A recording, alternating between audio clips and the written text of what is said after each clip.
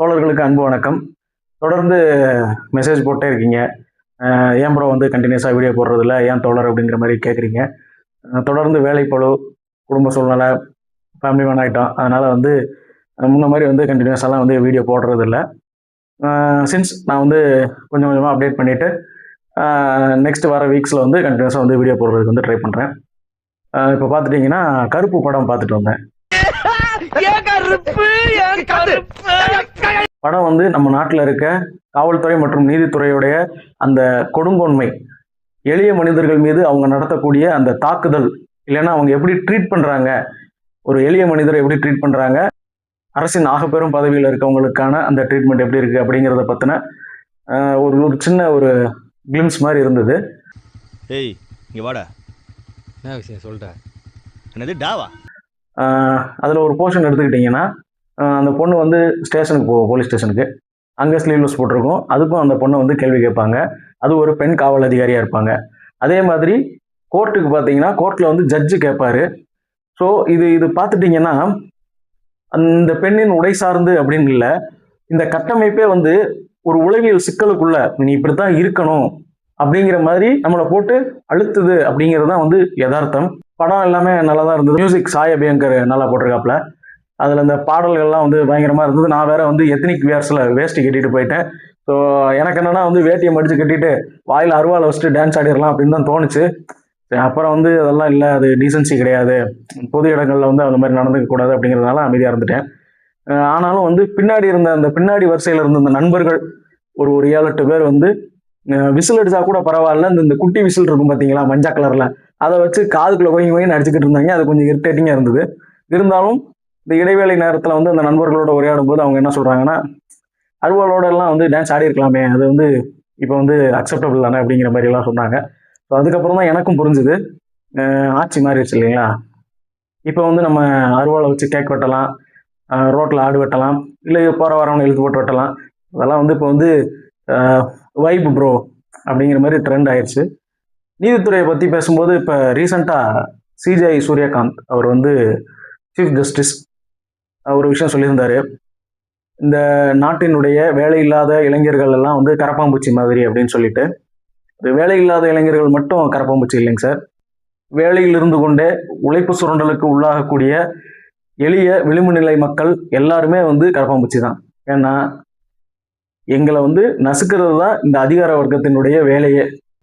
அவருடைய அந்த பேச்சை கேட்கும்போது எனக்கு ஒரு விஷயம் தோணுச்சு. மெட்டமாஃபசிஸ் அப்படின்னு சொல்லிட்டு ஒரு புக்கு, தமிழில் வந்து உருமாற்றம் அப்படின்னு சொல்லிட்டு, காஃப்காவோடது, பிரான்சிஸ் காஃப்கா. இது பார்த்துக்கிட்டிங்கன்னா ஒரு மனுஷன் திடீர்னு வந்து அடுத்த நாள் காலையில் வந்து கரப்பாம்பூச்சியாக மாறிடுறான். ஸோ அவனுடைய அந்த மன வேதனை எப்படி இருக்கும் அப்படிங்கிறத பற்றின ஒரு கதை. என்னென்னா அவன் சாப்பிட்றதுலேருந்து அவன் வந்து ஒரு கதவை திறக்க முடியாது, அவனால் ஒரு இயல்பு வாழ்க்கையை வாழ முடியாது, இதை புரிஞ்சுக்கிறதுக்கு யாருமே இல்லை அப்படிங்கிற மாதிரி ஒரு சுச்சுவேஷன். கிட்டத்தட்ட அதே சுச்சுவேஷனில் தான் இன்னைக்கு இந்திய நாட்டின் இளைஞர்களும் இளம் தலைமுறையினரும் விளிம்பு நிலை மக்கள் எல்லாருமே இருக்கோம். எப்படி இந்த சமூக சூழலில் வாழ்கிறது, இந்த பொருளாதார சூழலில் வாழ்கிறது, கேஸ் விலை ஏறிடுச்சு, பெட்ரோல் விலை ஏறிடுச்சு, கரண்ட் இப்போ வர்றதில்லை, போதா குறைக்கு வந்து தங்கம் வாங்காதீங்க, வெள்ளி வாங்காதீங்க, ஸ்கூல் போகாதீங்க, ஆன்லைனில் படிங்க, பஜ்ஜி சுடுங்க அப்படின்னு வந்து நிறைய ஐடியாஸ்லாம் வேற சொல்லிட்டு இருக்கீங்க. இது எப்படி நம்ம ஃபாலோ பண்ணி எப்படி இந்த நாட்டில் வந்து நம்ம வாழ்றது அப்படிங்கிறத நினைக்கும் போதே வந்து ஹானரபிள் சீஃப் ஜஸ்டிஸ் இந்த அளவுக்கு பேசும்போது நமக்கு என்னன்னா, ஐயா நீங்கள் வந்து ஆரம்ப காலத்தில் ஒரு மிடில் கிளாஸ் ஃபேமிலியில் தான் இருந்திருக்கீங்க. உங்கள் அப்பா வந்து சாதாரண ஒரு சான்ஸ்கிரிட் டீச்சராக தான் இருந்திருக்காரு. பிற்காலத்தில் கொஞ்சம் கொஞ்சமாக உங்களுடைய படிப்புனாலேயோ திறமைனாலேயோ கொஞ்சம் கொஞ்சமாக வளர்ந்து ஒரு பெரும் பதவியை அடைஞ்சிட்டீங்க. இப்போ உங்கள்கிட்ட வந்து பல கோடி ரூபா சொத்து இருக்குது, நீங்கள் பேசலாம். ஆனால் நாங்கள் அப்படி இல்லை. நாங்கள் படித்தனாலும் எங்களால் வளர முடியாது. ஏன்னா நீதித்துறையை பொறுத்த வரைக்கும் முக்கால்வாசி உங்கள் சொந்தக்காரங்களே இருக்காங்க. Internal affairs, external affairs, foreign மினிஸ்ட்ரின்னு போயிட்டோம்னா அதுலேயும் உங்கள் சொந்தக்காரங்க தான் இருக்காங்க. அப்புறம் எப்படி நாங்கள்லாம் வளர முடியும்? ஸோ இந்த நெப்போட்டிசம் வந்து எப்போ ஒழியுதோ அப்போ வந்து நாங்கள் வளரலாம். அது மட்டும் இல்லாமல் தேங்கி கிடக்கிற வழக்குகள் எவ்வளோ இருக்குன்னு தெரியுமா? இந்த நாட்டினுடைய நிதி சுமை எவ்வளோன்னு தெரியுமா? இன்றைக்கி இருக்க சூழ்நிலையில் சொமோட்டோவாக எடுக்க வேண்டிய எத்தனையோ வழக்குகள் இருக்குது. அதெல்லாம் நீங்கள் எடுத்தீங்களா? எதுவுமே கிடையாது. அதை பற்றின எந்த ஒரு கேள்வியும் கிடையாது. அதை பற்றின எந்த ஒரு பிரஜையும் நமக்கு கிடையாது.